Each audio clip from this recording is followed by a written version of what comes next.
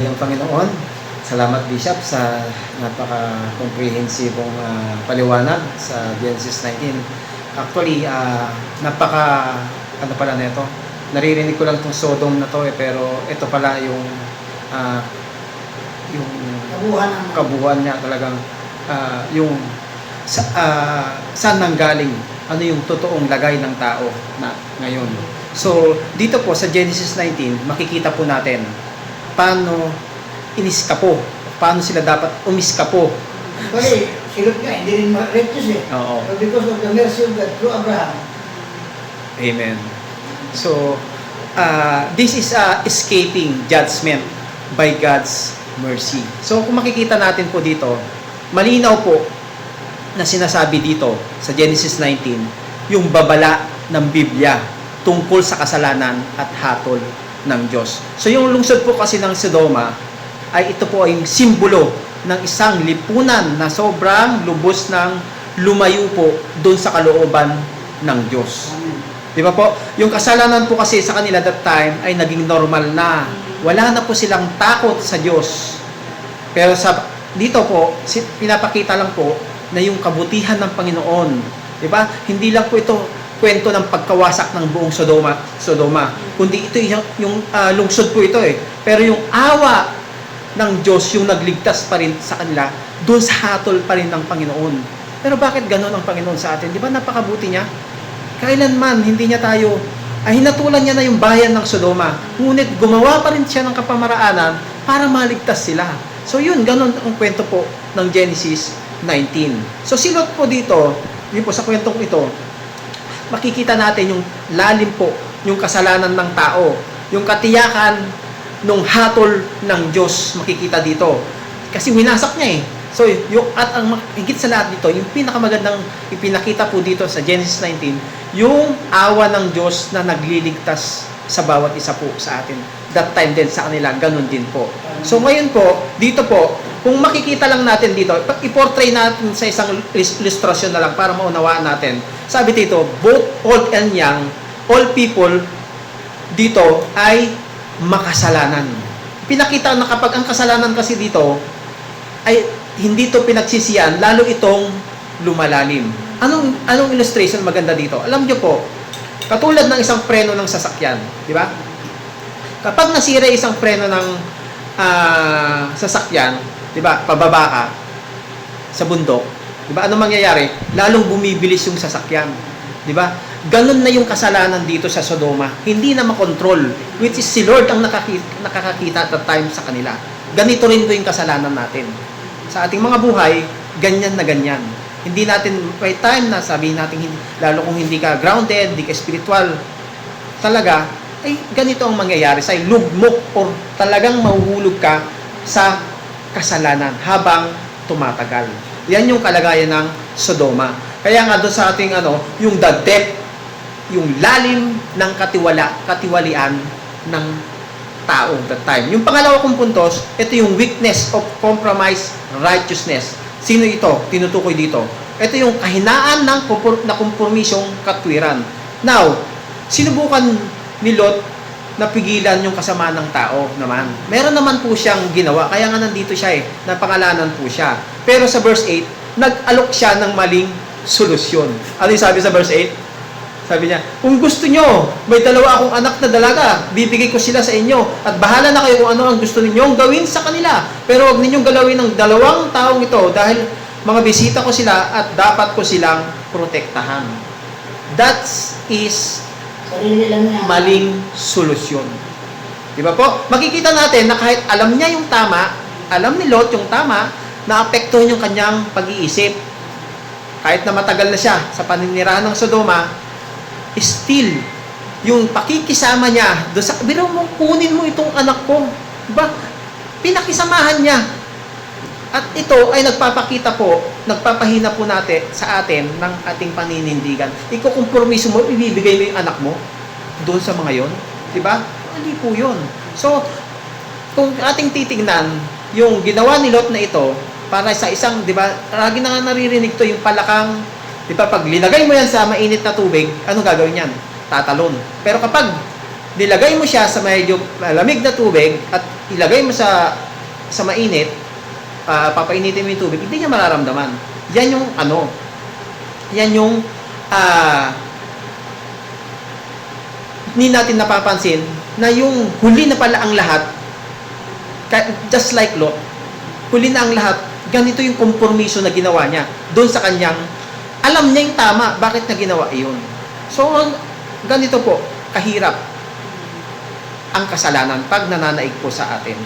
Diba po? Kaya, wag po natin i-compromise yung mga maliliit na bagay na alam mong mali. Wag. Katulad po ni Lot ang mangyayari po sa atin. Pangatlo, ito naman yung makikita natin yung certainty of divine judgment. Yung katiyakan ng hatol ng Diyos. Ito na. Ito yung mabigat talaga. Sinabi ng mga anghel sa verse 13 nga, we will destroy this place. Anghel ang nagsabi. Malinaw yung babala ng Diyos sa kanila. Pero dahil nga, nang babalaan ni Lot ang kanyang mga manugang, inakala nilang nagbibiro lamang siya. Kasi nga, naging na sila sanay na sa kasalanan. Yun yung problema po dito. Kaya sa ating mananampalataya, yes, na-immune sila. Yes, praise God. Thank you for that. Okay lang ba? Opo. Yes, opo. Ganon yung nangyari sa kanila dito. Binabalaan nila sila na hindi nila sineryoso. Di ba po? Hindi nila sineryoso yung babala ng Diyos. Parang ganito na sa atin. Di ba? Sa ilustrasyon, para maintindihan natin. Di ba? May darating na bagyo. May babala ang pag-asa sa atin. Pero kapag may storm warning na magsabing maghanda. Di ba po? Pero hindi naman, sabihin ng tao, hindi naman siguro dadaan sa atin. Di ba? Tinibay ko. Di ba? Pwede naman siyang lumigwak siguro. Pero dahil nga doon sa ginawa niyo ng Sodoma, ganun ang nangyari. Ganito po yung illustration sa kanila. Di ba? Huli na yung paghahanda nila. Nandyan na yung bagyo. Andyan na yung hatol ng Diyos. Amen? Kaya napakaganda po ng Sodoma na, ganito pala yung niya. Yung illustration na gustong ipahiwatig ng Diyos sa atin ngayon. Di ba po? Sa pang-apat ko po, yung mercy that rescues. Ito naman yung napakagandang ginawa ng Panginoon sa atin. Yung awa pa rin po ng Diyos ang nanaig. Di ba po? So, sa verse po na ito, sa 16, kung titignan ninyo yung verse 16, pero hindi pa sana alis si Lot, pero dahil naawa ang Panginoon sa kanila, hinawakan sila ng mga anghel sa kamay at dinala palabas ng lungsod. So dito po, sa verse 16, although at tubili si Lot na umalis, ngunit hinawakan siya ng anghel at ilabas na sila sa lungsod. Yun ang Diyos, yun ang kilos ng Diyos sa atin. Dahil sa awa at habag niya, kahit makasalanan ba tayo, alika nga dito. Ganyan na ganyan si Lord sa atin. Ang tigas ng ulo mo. Di ba? Ginagawa mo pa rin, inuulit mo pa rin. So, ganun na ganun ang buhay natin Nung ayaw nating magpasakop sa Panginoon. Ganito si Lot. Ayaw nating mag-surrender po talaga. So, kung makikita natin sa ilang illustration na naman, parang yung nasusunog na bahay, hinihila na siya. Anak, sunog na, sunog. Pero anong iniisip ng anak? Yung laruan, kukunin niya pa rin. Ganun na ganun yung mga anak ng Diyos doon that time. Yung mga taga-Sodoma. Dito po may nasusunod, kinukuha yung mga aso Di ba?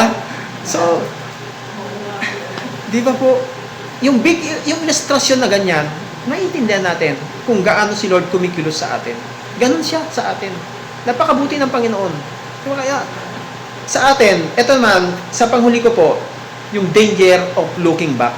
Anong ginawa dito? Yung panganib po ng paglingon or pagtingin muli sa likuran. Diba? Lumingon ulit. But this wife looked back. Sabi nga, hindi siya bumalik sa Sodoma, pero ano ang kanyang naiwan? Yung naiwan, yung kanyang puso. Mahal na nila yung kasalanan that time.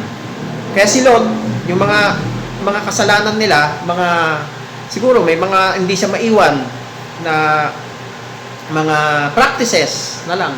Di ba po? Ganun po siya.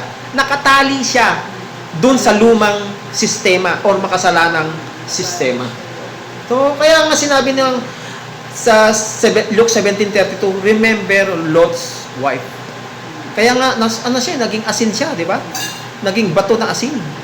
Di ba po? Kaya nga, ang pinaka-ilustrasyon naman dito, yung isang taong nakalaya sa kulungan, pero yung pagbukas ng pinto, malaya na siyang, bukas ng pinto at malaya na siyang umalis. Pero kung pipiliin niyang bumalik sa loob, mawawala yung kanyang kalayaan. Ganito yung ginawa. Ang Diyos ang nagbibigay sa atin ng kalayaan, pero ba't gusto pa rin natin doon? Diba? Wag na po.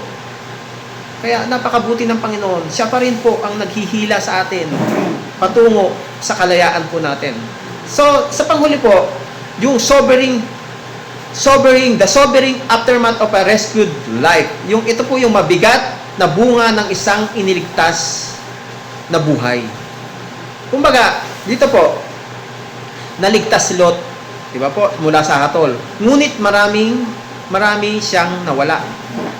Kanyang asawa, ang kanyang tahanan, ang kanyang dignidad, lahat nawala. Di ba? Back to zero, sabi ni Bisa po kanina. So dito po, ipinapakita na yung kasalanan po kasi ay maaring mag-iwan ng masakit na epekto sa buhay po natin. Kung i-apply po natin yan doon sa kasalanan na pinagagawa natin, ayaw pa rin natin talikuran, pwedeng mangyari itong mga bagay na ito. Mawala. Dahil sa kanyang anak, ini-influencean, yung lasing siya, additional na namang Amen. So yun po. consequence. Kaya namin kalaban at kailangan namin. Masakit po. Hayaan pa ba natin masakit? Yung epekto sa ating buhay? Dapat wag na po. Diba? So, kaya nga, yung, sabi nga kahit buhay sila, may mga bagay na hindi na may babalik. Kasi dahil doon sa kasalanan. Effect ng kasalanan sa atin. Kaya nga sa atin, sa ating panghuli, sa aking application, yung kwento po ng Sodoma ay nagtuturo po sa atin na ang kasalanan ay hahatulan talaga ng Diyos. Tiyak yun. At ang pangalawa, ang Diyos ay nagbibigay po ng babala bago pa niya tayo. Yun yung mga dapat tandaan natin. At ang pangatlo, ang Diyos ay nagbibigay ng paraan para sa pagliligtas pa rin. Nandun pa rin yung habag niya. Kaya nga si Kristo dumating para sa atin. Di ba po? Ang ultimate, makikita mo yung pinakahuling conclusion sa final application. Si Kristo pa rin talaga ang magbibigay ng kapamaraanan para tayo ay maligtas to the point of death. So, ang tunay na kanlungan po natin sa hatol ng Diyos ay walang iba po kundi si Jesus lamang po. So, yun po, sa Diyos lahat ang papuri.